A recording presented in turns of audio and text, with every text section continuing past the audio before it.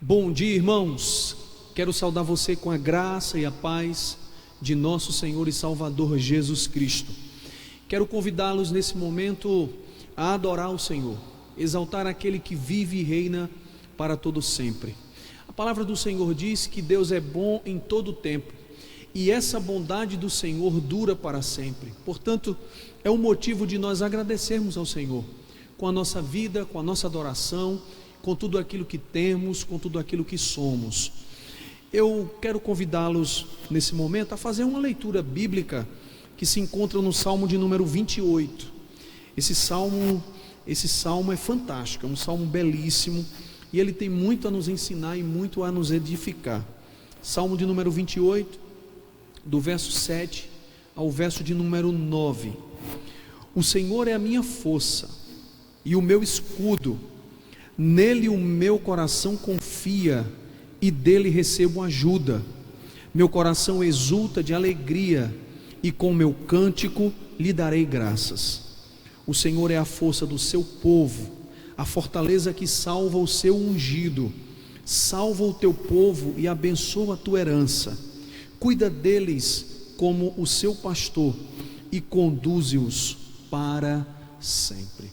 Que as verdades lidas nesses versículos da Bíblia Sagrada possam também fazer parte da sua vida, que você nesse culto possa compreender a grandeza de Deus, a beleza do Senhor, as bênçãos dele, mas principalmente a sua soberania e valor para mim e para você.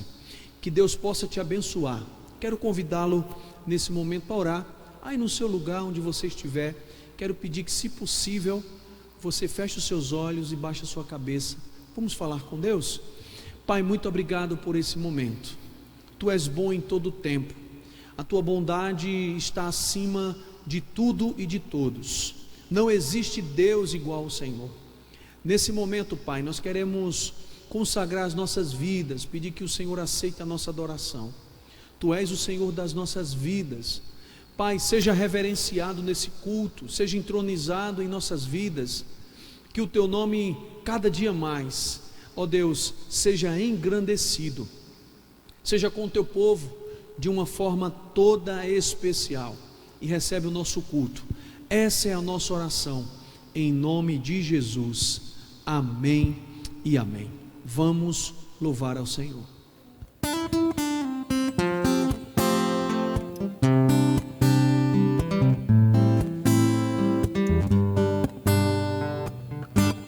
Sempre que eu leio a história de Cristo, eu fico a pensar com grande emoção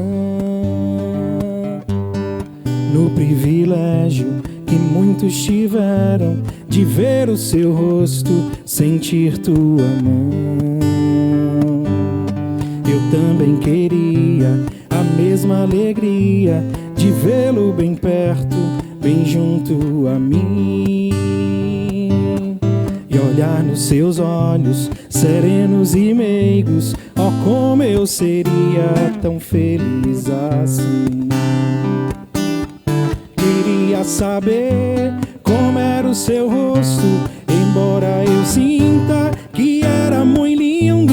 Inspirava fé e também confiança, e dava a todos um gozo infindo. Ao ver as gravuras dos quadros pintados daquilo que dizem ser o meu Senhor, meu ser não aceita o que está na tela, é falsa a inspiração do pintor. Não creio num Cristo vencido, cheio de amarguras, semblante de dor. Eu creio num Cristo de rosto alegre, eu creio num Cristo que é vencedor. E um dia também o verei face a face, e assim eu creio pela minha fé. Oh, aleluia, verei o seu rosto a Jesus como Ele é.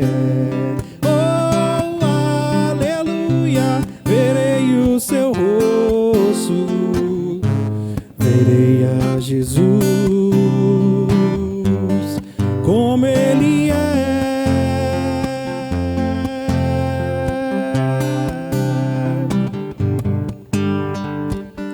Conheci o mundo mal e com ele seus ardis, me arrastei no lamaçal. Tudo isso porque eu quis saber mais que qualquer um, construir algum valor onde a paz pudesse ser a verdade pra eu crer. Mas Jesus Cristo veio e me achou assim tão sujo, e numa cruz por mim derramou sangue tão puro. Foi assim que me salvou. Eu conheço agora sim a clareza de Jesus. Foi das trevas que eu vim e encontrei-me com a luz. Hoje posso sim saber do meu Mestre Salvador. Quero dar-lhe o meu louvor, eu só dele posso ser. Mas Jesus Cristo veio e me achou assim tão sujo, e numa cruz por mim derramou sangue tão puro. Foi assim que me salvou. Mas Jesus Cristo veio e me achou assim tão sujo, e numa cruz por mim derramou sangue tão puro. Foi assim que me salvou. Foi assim que me salvou.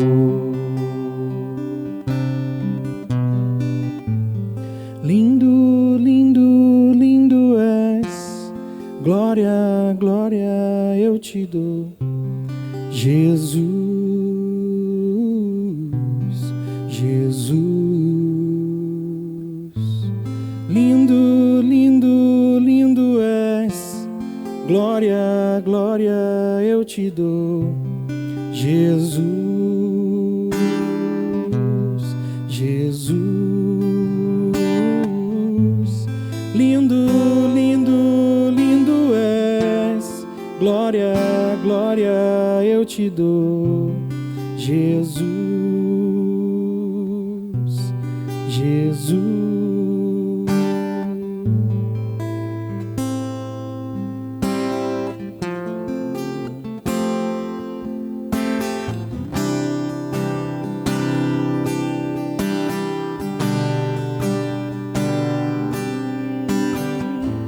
Para que entre o Rei Jesus, o Rei da glória,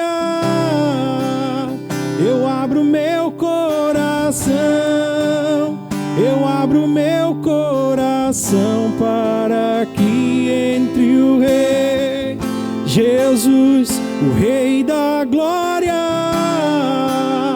eu abro meu coração, eu abro meu coração. Para que entre o Rei Jesus, o Rei da glória, eu abro meu coração. Me leva à sala do trono, mostra a tua beleza, quero ver tua face. Me leva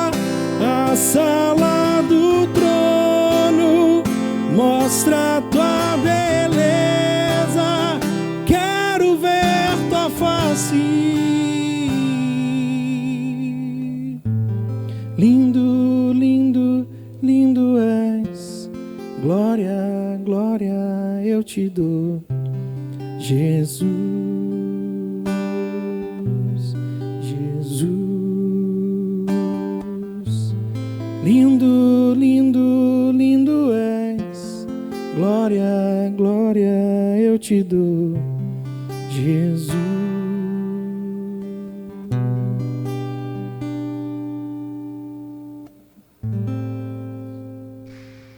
Engrandecido seja o Senhor em todo o tempo, a sua bondade, ela é visível entre nós.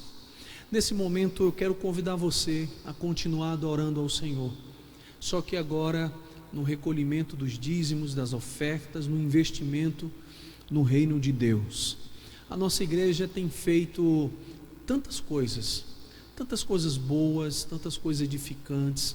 Só para você ter ideia de algumas coisas que a nossa igreja tem feito, essa semana o pastor Cleverton e o administrador da nossa igreja, o irmão Marcelo, eles foram até Porto de Pedra e lá foram dar um auxílio a uma igreja, lá abençoar a vida do povo ali, levando cestas básicas, fazendo com que o nome do Senhor também seja glorificado naquela localidade.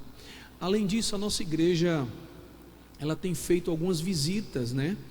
O pastor, junto com o ministério, com a equipe, nós temos ido a alguns hospitais, fazemos momentos de devocional, de exposição bíblica, estamos orando com as pessoas, abençoando a vida de pessoas, apresentando o Evangelho de Jesus, levando esperança para corações que estão sem esperança alguma.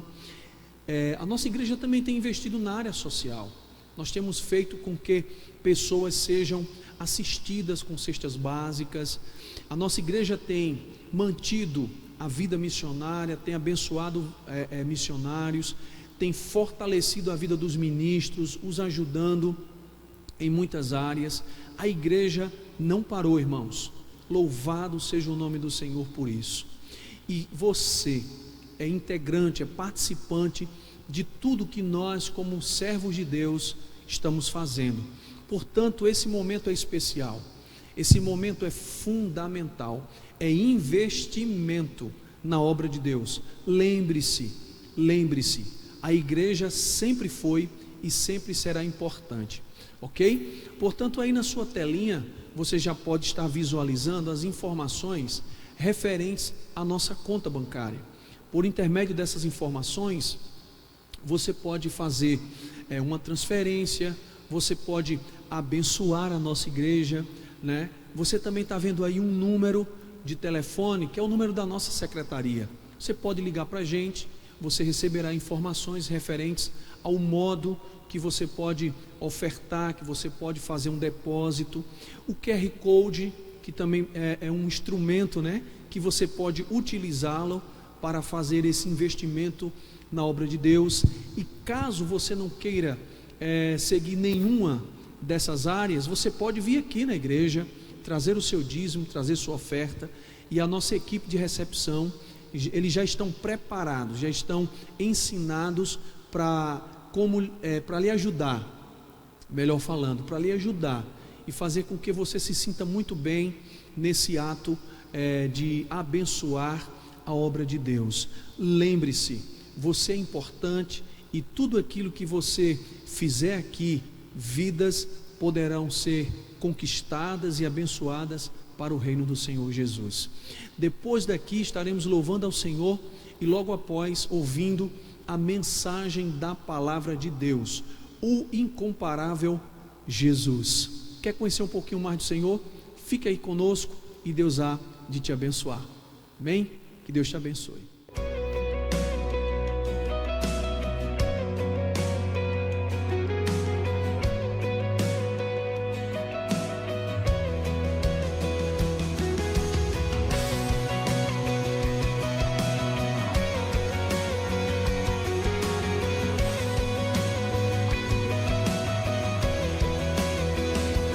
Poderoso, nunca falhará.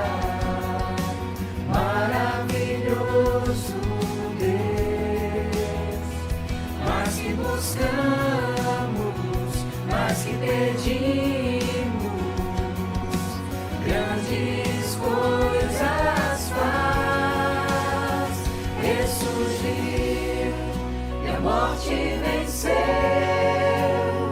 Nosso Deus é poderoso, em seu nome vamos vencer.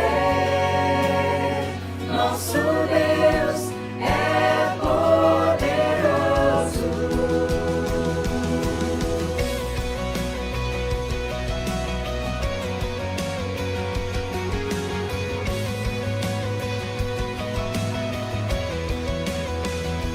Deus conosco, sempre perto está, dando a solução. Mais que sabemos, mais que esperamos, grandes coisas faz. Ressurgiu e a morte venceu. Nosso Deus é poderoso, em seu nome vamos vencer. Nosso Deus é poderoso.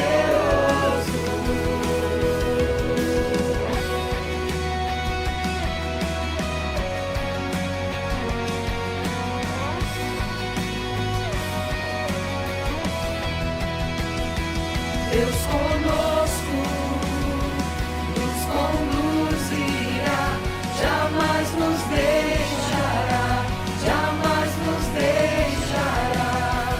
Deus por nós quer nos abraçar, Ele nunca falhará, Ele nunca falhará. Ressurgiu e a morte venceu.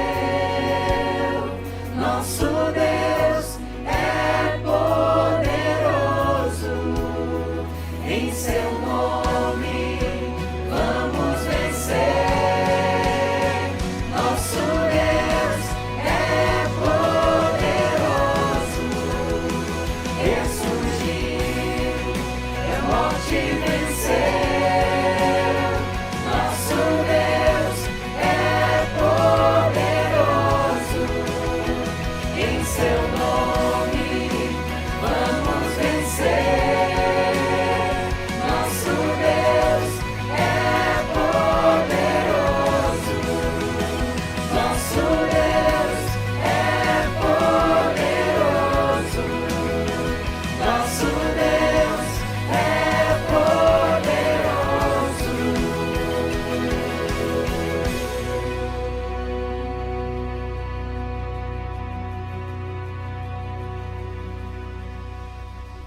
Bom dia, eu quero saudar você com a graça e a paz do Senhor Jesus Cristo. É tão bom quando Deus nos dá a oportunidade de, ainda que em lugares diferentes, Deus nos oportuniza este tempo para que juntos meditemos na palavra do Senhor. Muita gente tem me perguntado, pastor, quando retornaremos aos nossos encontros presenciais? Nós estamos tomando as necessárias medidas para que possamos fazê-lo no momento em que entendamos que o façamos com mais segurança, com mais tranquilidade, sem colocarmos a saúde de nenhum dos irmãos em risco. Nós queremos a partir de hoje fazer um convite a você. Durante o mês de julho, nos cultos dominicais, tanto pela manhã quanto à noite, nós estaremos pensando sobre o tema o incomparável Jesus. Falava aqui na igreja no mês de janeiro, quando nós estudávamos sobre igreja, que o conceito que você tem sobre algo vai afetar de forma direta o seu relacionamento, a forma como você lida com aquela realidade. O conceito que você tem, por exemplo, sobre casamento, vai influenciar na forma como você trata o seu cônjuge, como você trata a sua família. O conceito que você tem sobre igreja, o conceito que você tem sobre vida, sobre trabalho. Eu lembro que já usei aqui na igreja como exemplo, uma cachorrinha que nós temos lá em casa. E é interessante porque todas as pessoas lá de casa, os 4 menos eu, todos acreditam que a cachorrinha é um ser humano. É um ser humano de patas, mas é uma pessoa que habita entre nós. E o fato deles enxergarem a cachorra desta forma faz com que eles tenham algumas atitudes interessantes, né? Um dia desse, a cachorrinha estava lá dando uma alteração e uma das meninas disse assim: fala, Mel, o que está acontecendo? E eu fico olhando e pensando, meu Deus, e se essa cachorra falasse? Ia ser um desespero, como diz aqui no Nordeste, um labafero aqui dentro dessa casa. Outro dia nós estávamos tomando café da manhã, e sempre que eu e Keren nos assentamos para tomar o café, a Mel vem e fica bem pertinho da gente, olhando assim para a mesa. E aí a Keren um dia desse falou assim: como esta cachorra é uma cachorra de fé. Aí eu falei: como é que é o negócio? Ela falou: me faz lembrar aquele texto da Bíblia, aonde aquela mulher Cirofenícia disse, né, que até os cachorrinhos comem das migalhas que caem da mesa do seu Senhor. A Mel fica aqui, olha, confiante. Eu olhei para ela e cá com os meus botões, pensei assim, mas claro que não, ela está aqui por uma questão de condicionamento. Um dia ela veio, recebeu um pãozinho, voltou no outro dia, recebeu um pãozinho, voltou no terceiro, recebeu um pãozinho, pronto, condicionou, a gente senta, ela já associa que é a hora do lanche. Mas a visão que eu tenho sobre a cachorrinha faz com que eu me relacione com ela de uma forma, a visão que os outros têm fazem com que eles se relacionem de outra forma. E algo que é fundamental para a nossa caminhada é a concepção, o conceito que temos sobre a pessoa de Jesus. Fato é que a maioria dos historiadores não veem como negar o fato de Jesus ter vivido, o fato de Jesus ter sido uma personagem da história.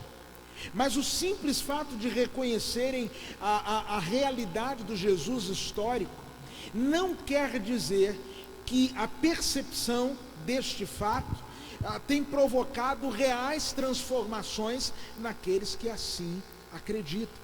Por isso nós queremos neste tempo convidar você, para que você possa mergulhar de forma profunda, para que você possa perceber que Jesus Cristo é singular, que Jesus Cristo é único, que Ele é o incomparável Jesus. E deixa eu fazer um convite a você. Quero convidá-lo para que neste tempo você chame os seus amigos, seus familiares, compartilhe este link, compartilhe sobre Jesus, fale de Jesus, porque Jesus Cristo é o único que de fato pode preencher o vazio que há no coração do ser humano. Para que possamos iniciar as nossas reflexões sobre o incomparável Jesus, eu convido você a abrir sua Bíblia comigo em 2 Timóteo capítulo 2. Eu quero ler com você os versos 7, 8 e 9. 2 Timóteo capítulo 2, versos 7, 8 e 9. A palavra de Deus nos diz assim: reflita no que estou dizendo, pois o Senhor lhe dará entendimento em tudo. Lembre-se de Jesus Cristo, ressuscitado dos mortos, descendente de Davi, conforme o meu evangelho, pelo qual sofro e até estou preso como criminoso. Contudo, a palavra de Deus não está presa. Vamos orar? Eu quero orar com você, pedindo a Deus que fale aos nossos corações neste momento. Vamos orar ao Senhor. Obrigado a Deus pela manhã deste dia. Obrigado pela oportunidade que temos, ó Deus, de nos reunirmos para te adorar, para celebrar o teu nome. Obrigado a Deus porque a tua palavra nos ensina que aonde 2 ou 3 estiverem reunidos em teu nome, a tua presença se fará real no meio deles. E tudo que queremos te pedir nesta hora é que a presença de Jesus invada cada lar, se faça presente em cada lugar aonde as pessoas neste momento estão participando conosco. Queremos te pedir por aqueles que acabaram de conectar o seu aparelho e nos acompanham nesta transmissão, que a tua boa mão os alcance, em nome de Jesus. Amém. A segunda carta de Paulo a Timóteo é, segundo os comentaristas bíblicos, a última das cartas que Paulo escreve. Paulo escreveu esta carta quando estava aprisionado em Roma, prestes a ser martirizado por ordem do imperador. E nesta carta nós vamos encontrar desde o capítulo 1, Paulo incentivando ao seu filho na fé, Timóteo, para que ele possa perseverar na sua caminhada com Deus. Paulo vai como que usando vários exemplos da caminhada cristã, a fim de motivar o coração de Timóteo, para que ele permanecesse firme no seu chamado. Paulo começa falando da vida em família de Timóteo, e vai falar sobre a fé não fingida que habitou na avó de Timóteo, na mãe, e que também habitava em Timóteo. Paulo vai falar sobre a necessidade da perseverança e usa a ilustração de um soldado combatente, usa a ilustração de um lavrador. Mas é aqui no capítulo 2, a partir do verso 7, que o apóstolo Paulo chega ao clímax, chega ao ápice daquilo que poderia servir como motivação para que Timóteo permanecesse firme em sua caminhada cristã. No verso de número 7, o apóstolo Paulo diz assim: reflita no que eu estou te dizendo, pois o Senhor lhe dará entendimento em tudo. E no verso de número 8 ele diz: lembre-se de Jesus Cristo. O apóstolo Paulo, ele deixa todos os exemplos de lado, deixa todas as outras realidades de lado e diz assim: olha, Timóteo, o segredo para você não desistir, o segredo para você perseverar, o segredo para você prosperar, mesmo em meio às dificuldades, reside em manter o seu olhar em Jesus. Quem aqui tem filhos pequenos, ou já teve filhos pequenos, sabe que às vezes a gente está na rua e a criança começa a se agitar, a se perturbar com alguma coisa, começa a chorar, e a gente, no intuito de acalmar a criança, diz assim: olha ali o passarinho. Aí a criança que estava chorando para de chorar e começa a procurar o passarinho, mas alguns segundos ela volta para a realidade, chora de novo, e aí você tem que inventar um outro bicho: olha o cachorrinho, e ela então começa a procurar, passa alguns instantes, mas depois volta a chorar. De certa forma, nós aprendemos que na vida da criança, para onde você direciona a atenção, você de certa forma também direciona a emoção. Mas é bem verdade que esse direcionar de atenção, esse direcionar do foco, dura por alguns poucos segundos. Logo a criança parece que percebe que está sendo ludibriada e volta para o motivo da sua dor, para o motivo da sua queixa, para o motivo do seu choro. Aqui nesse texto, o apóstolo Paulo não apresenta um placebo, não apresenta algo que logo se desfaria diante da visão do seu filho na fé, Timóteo. Ele não usa simplesmente um artifício para tentar fazer com que ele fugisse da sua realidade, mas o apóstolo Paulo o convida a olhar para Jesus, ao contemplar Jesus, a manter o seu olhar em Jesus, porque em Jesus ele encontraria a força necessária, a motivação necessária para que pudesse ir adiante. E existem três coisas que o apóstolo Paulo aponta em Jesus, que nesta manhã eu quero chamar a sua atenção. A primeira coisa que ele aponta em Jesus é que Jesus é o eterno vencedor. Observe o que diz o verso de número 8: lembre-se de Jesus Cristo, ressuscitado dos mortos. É interessante que o apóstolo Paulo, quando registra a expressão ressuscitado dos mortos, ele usa um tempo verbal que nos remete não a uma ação que foi concluída no passado, mas ele fala sobre uma ação que aconteceu no passado, mas cujos efeitos continuam em vigor no momento presente. A ressurreição de Cristo para nós, irmãos, não é apenas uma lembrança no calendário litúrgico.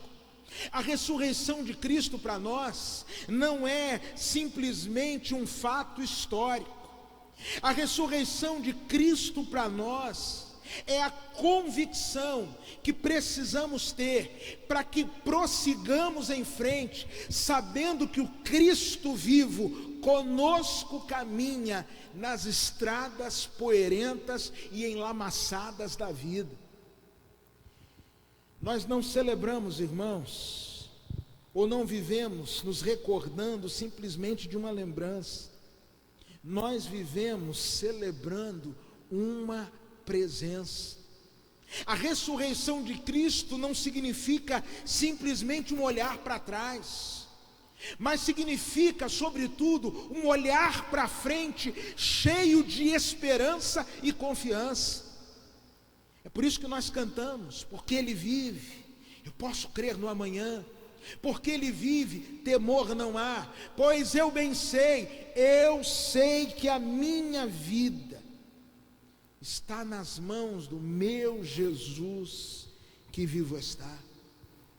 Sabe, não são poucos os momentos que os temores nos cercam, não são poucos os momentos que o temor nos assola, não são poucos os momentos em que o desânimo tenta como que tomar conta da nossa vida, roubar a nossa capacidade de reagir, a nossa capacidade de reação. Pois bem, nessas horas nós precisamos olhar e contemplar o Cristo que venceu a morte, que é o eterno vencedor e que caminha conosco até o fim. Eu sempre que leio o livro de Apocalipse, o meu coração se enche de esperança, porque muita gente acha que o livro de Apocalipse é um livro que só fala de terror, né? Tem gente que nesses dias uma pessoa me ligou e disse assim: pastor, será que nós estamos vivendo o Apocalipse? Porque é pandemia, nuvem de gafanhoto, tempestade de areia, é mais o que, produção? Sim, ciclone bomba no sul. O que está acontecendo? Parece que o mundo está acabando. Seria este o Apocalipse? Eu sempre digo a estas pessoas que o texto de Apocalipse precisa ser lido por mim e por você, não com olhos da desesperança, não com olhos daquele que percebe a vida como que se encerrando, ou como que fugindo, escapando por entre os dedos. Mas o texto de Apocalipse nos aponta para a realidade final, que é a realidade da vitória de Jesus e da vitória da sua igreja. É contemplar o Cristo ressurreto, o eterno vencedor. Mas quando eu olho para este texto, eu percebo uma segunda realidade que o apóstolo Paulo aponta. Ele não só fala o Cristo que venceu a morte, mas ele aponta também aquele que é da descendência de Davi, o descendente de Davi. E o comentarista William Barclay vai dizer que este texto nos aponta para pelo menos duas grandes realidades. Nos aponta para a realidade da humanidade de Cristo. Nos fala de um Cristo que, segundo Isaías, no capítulo 53, é um homem de dores, é o servo sofredor. Nos aponta para um Cristo que, segundo o texto de Hebreus capítulo 4, no verso 14, não é um sumo sacerdote que não se compadeça das nossas dores, que não se compadeça dos nossos sofrimentos, que não saiba aquilo que estamos passando. O texto bíblico vai nos ensinar que não existe uma só dor que você esteja a enfrentar que Jesus não conheça. Morte na família, ele também experimentou isso. Rejeição, ele foi rejeitado. Traição, ele foi traído. Abandonado por amigos na hora que mais precisou, ele também foi abandonado. Incompreendido, ele também foi incompreendido. Rotularam você, também o rotularam. Quando Paulo vai falar a Timóteo da descendência de Davi, este comentarista vai nos dizer que num primeiro momento nós somos levados a entender do Cristo que entende e conhece as nossas dores. Talvez uma das grandes dificuldades do nosso tempo é que hoje em dia nós temos quase que uma disputa de infelicidade. Deixa eu explicar para você como é que funciona isso. Você chega numa roda, começa a contar o seu problema, e a outra pessoa mal deixa você terminar o seu relato e já conta uma infelicidade maior. É igual o casal, que às vezes a mulher chega e fala assim: amor, eu estou com uma dor nas pernas. Ele nem deixa ela acabar de falar e já fala assim: eu estou com as costas arrebentadas. Fica ali como que disputando quem tem o sofrimento maior. Quantas vezes a nossa dor, o nosso sofrimento, as nossas mágoas não são compreendidas e por vezes são desprezadas. Mas esse texto vai nos ensinar que é o Cristo que é o Verbo encarnado, o Deus que se fez carne e habitou entre nós, que viveu tudo aquilo que eu e você vivemos. Ele conhece as nossas lutas. Mas William Barclay conclui dizendo que quando Paulo faz esse apontamento, descendente de Davi, ele também vai nos ensinar que em Cristo, ou Cristo, é aquele em quem as promessas de Deus se cumprem. É interessante que, se você abrir a sua Bíblia, lá em Gênesis capítulo 49, no verso de número 10, Gênesis 49, no verso de número 10, você vai ver uma profecia que já apontava para a vinda e para a vida do Senhor Jesus. Você sabe que Jesus, ele é da descendência de Davi. Você sabe que Davi, ele era da tribo de Judá. E quando ainda nem as tribos existiam, enquanto clãs apenas existiam os filhos de Jacó, Jacó, no momento de despedida, abençoa cada um de seus filhos. E no verso de número 10 ele faz uma declaração profética sobre o futuro de Judá. E ele diz assim: o cetro não se apartará de Judá, nem o bastão de comando dos seus descendentes, até que venha aquele a quem ele pertence, e a ele as nações obedecerão. Lá em Gênesis, no capítulo 49, lá atrás na história, o Senhor Deus já apontava para a realidade que surgiria alguém da descendência de Judá, da tribo de Judá, surgiria alguém que seria o real governante, alguém a quem as nações obedeceriam. O Senhor nosso Deus é um Deus de aliança, é um Deus fiel em todas as suas promessas, é um Deus que cumpre tudo aquilo que Ele promete. Preciso dizer a você que eu e você podemos descansar nestes tempos de intranquilidade, nestes tempos de agitação. Precisamos manter o nosso olhar naquele que é da descendência de Davi, na certeza de que nele, por meio dele e para a glória dele, todas as promessas de Deus hão de se cumprir na minha vida e na sua vida. Você pode descansar no Senhor. Timóteo, mantenha o seu olhar em Jesus. Timóteo, mantenha o seu olhar no Senhor, porque Ele é o eterno vencedor. Ele venceu a morte, Ele é o Cristo ressurreto, mas Ele é aquele em quem se cumpriram todas as promessas de Deus. Mas Paulo ainda faz um terceiro destaque, que eu quero chamar a sua atenção para ele, neste mesmo versículo de número 8.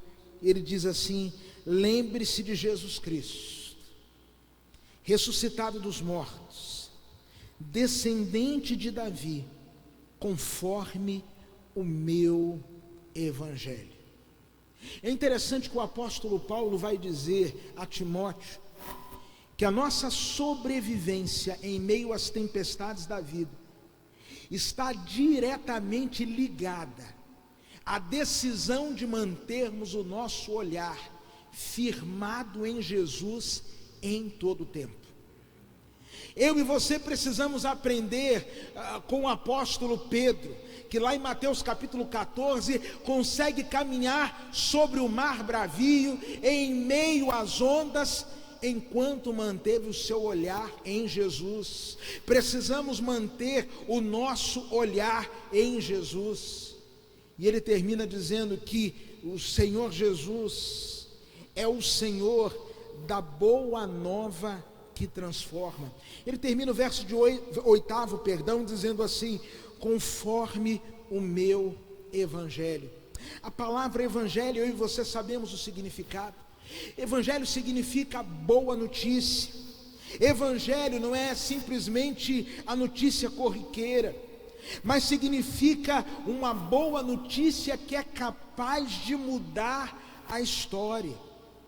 É importante entendermos que nos tempos bíblicos, a palavra evangelho, ela não estava restrita aos círculos da religiosidade.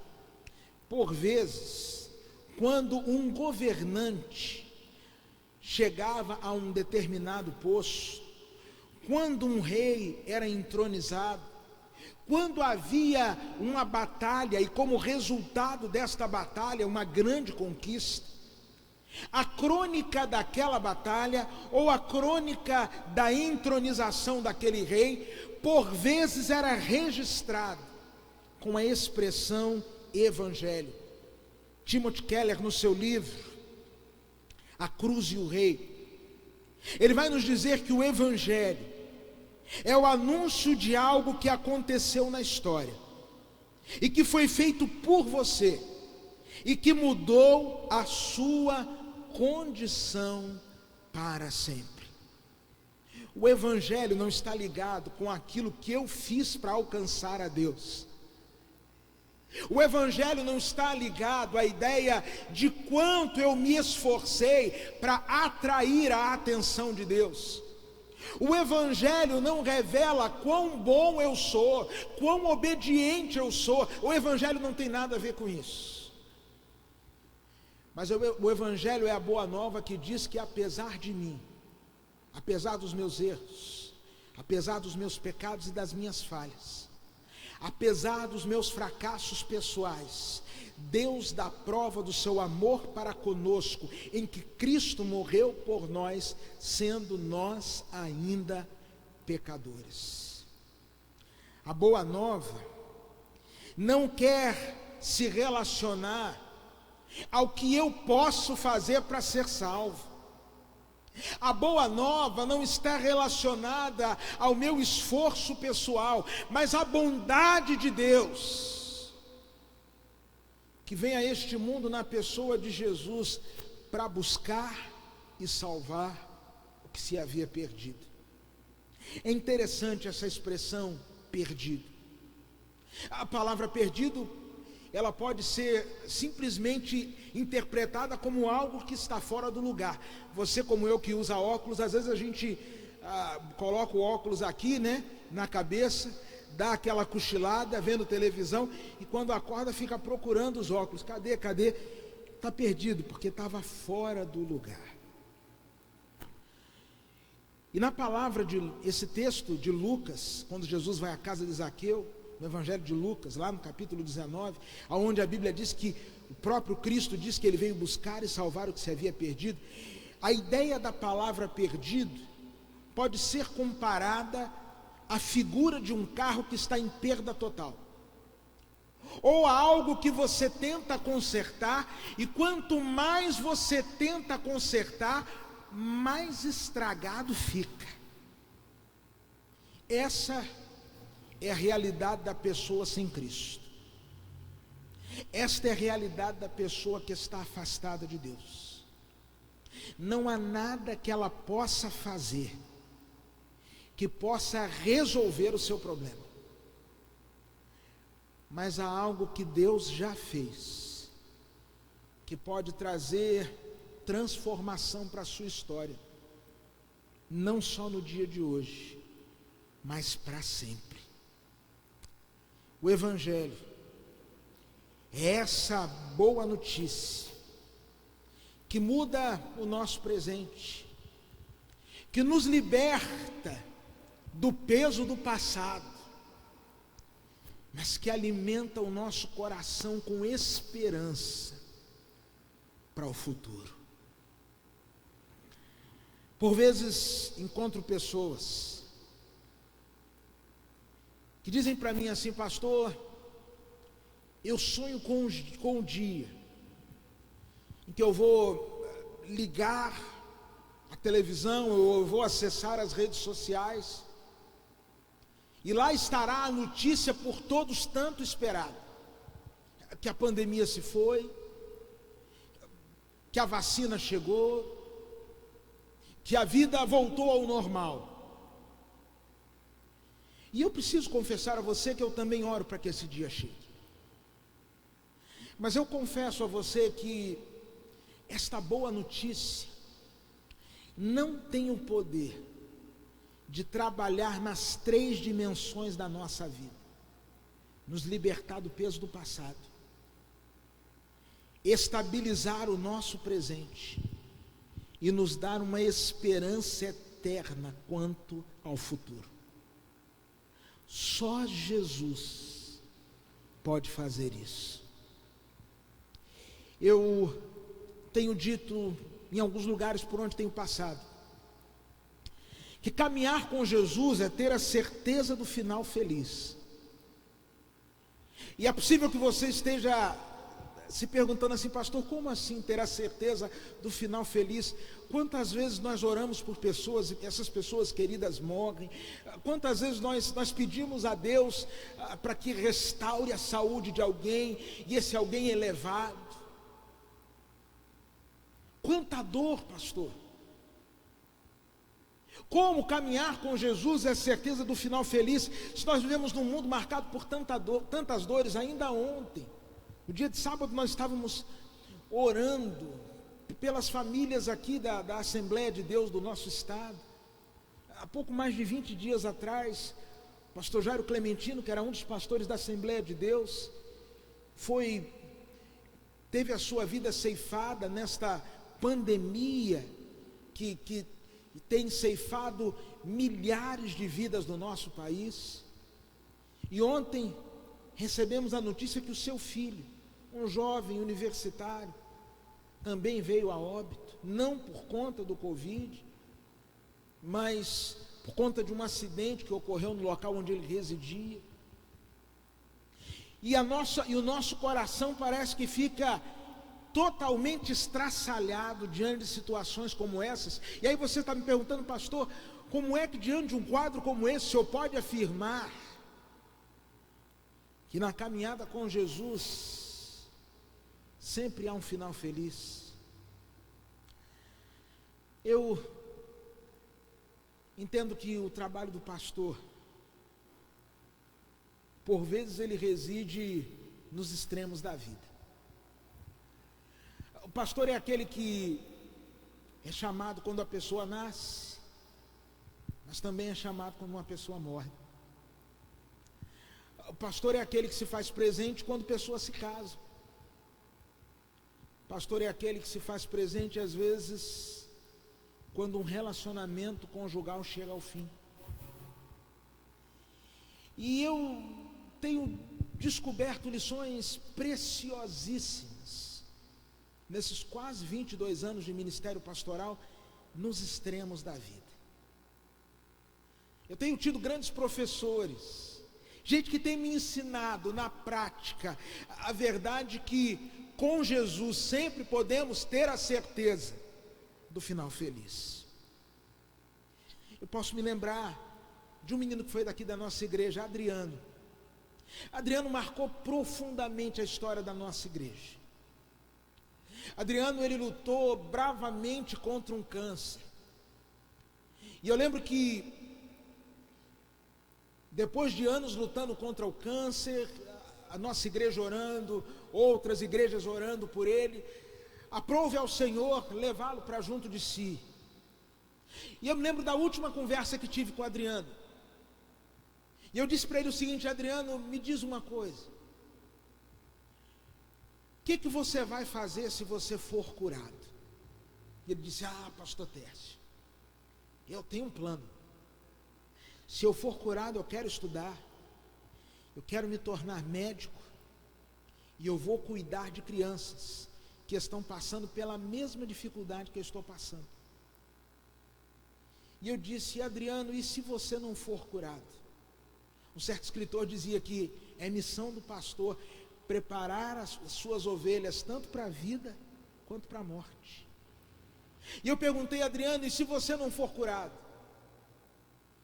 Ele abriu um sorrisão e disse para mim assim: pastor, se eu não for curado, eu vou estar com Jesus, o que é muito melhor. Sabe, o Evangelho não nos faz perder o gosto pela vida. O Evangelho não nos rouba o sabor da vida, mas ele nos faz entender que essa vida, ela é passageira, que essa vida um dia ela vai chegar ao fim. E como disse o apóstolo Paulo, escrevendo em sua primeira carta aos Coríntios, ele disse: olha, se nós esperamos em Deus somente para esta vida, nós somos os mais miseráveis dos homens. Sabe, se a nossa expectativa com relação a Deus é só sobre o que Ele pode fazer nessa nossa curta e intensa passagem pela terra, somos os mais miseráveis dos homens, porque a própria Bíblia nos ensina que a nossa vida é como neblina, que aparece e logo desaparece. O Evangelho, a boa notícia, eu não estou falando de religião, eu não estou falando de igreja evangélica, estou falando da boa notícia, a boa notícia do amor de Deus. Ela corta as cordas da condenação do passado. E quantas pessoas talvez nos assistindo nesta manhã vivem sobrecarregados por conta de erros do passado, vivem uma vida mal assombrada por conta de situações do passado. A boa notícia é que em Jesus a redenção, a libertação, a ruptura para as correntes do passado. Em Jesus Cristo, a esperança para o futuro. Mas em Jesus Cristo há um novo sabor, há um novo colorido para o presente. Por isso eu gostaria de fazer um convite a você que participa conosco deste culto. Talvez você ainda não tenha tido um encontro pessoal com Jesus. Talvez para você Jesus tenha sido apenas um mestre, um profeta, um ser iluminado que por aqui passou, um rabi, a mais elevada das criaturas. Eu preciso dizer a você que Jesus é muito mais do que isso. Jesus Cristo é a única esperança. Jesus Cristo é o Salvador do mundo. Jesus Cristo quer ser o seu Salvador pessoal. E nesta manhã, se você abrir a porta do seu coração, Ele vai entrar e vai fazer morada e transformação na sua história. Você deseja entregar a sua vida a Jesus? Você entende que precisa de Jesus? Se você entende, eu quero orar por você, quero orar com você. Por isso, se você nesta hora quer dizer assim: pastor, eu preciso de Jesus e quero entregar a minha vida a Jesus, eu vou convidar você a colocar a mão sobre o seu coração, porque este é o lugar onde o Senhor quer trabalhar. E eu gostaria que você repetisse comigo esta oração.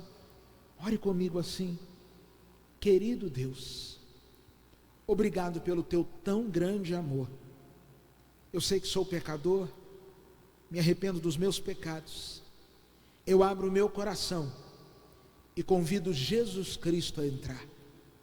Senhor Jesus, entra no meu coração e salva a minha alma. Eu te recebo como meu Senhor, como meu Salvador. É em teu nome, Jesus, que eu oro. Amém. Você que fez comigo esta oração, nós queremos ajudar você a caminhar com Jesus. Neste momento, há um número de telefone que está sendo disponibilizado aqui no chat. É o número do WhatsApp de um dos nossos pastores.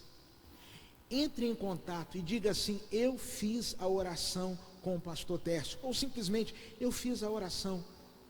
Nós queremos ajudar você a caminhar com Jesus. Nós queremos ajudar você a conhecer mais sobre o Senhor Jesus. Entre em contato conosco. Se você está afastado dos caminhos do Senhor, mas hoje está retornando para Jesus, faça contato conosco. Nós queremos ajudá-lo em sua caminhada de fé. A minha oração é que a paz do Senhor Jesus Cristo inunde a sua vida, inunde o seu coração e dê a você um domingo cheio da presença de Deus. Às 18 horas estaremos de volta, falando um pouco mais sobre o incomparável Jesus. Convide alguém e vamos juntos espalhar a boa notícia. A palavra de Deus nos diz no Salmo 34, no verso de número 7, que o anjo do Senhor acampa-se ao redor dos que o temem e os livra. Que o amor de Deus, o nosso Pai, graça salvadora de Jesus Cristo, consolação do Espírito Santo, repouso sobre a sua vida, hoje e para sempre. Amém. Que Deus te abençoe. É morte vencer.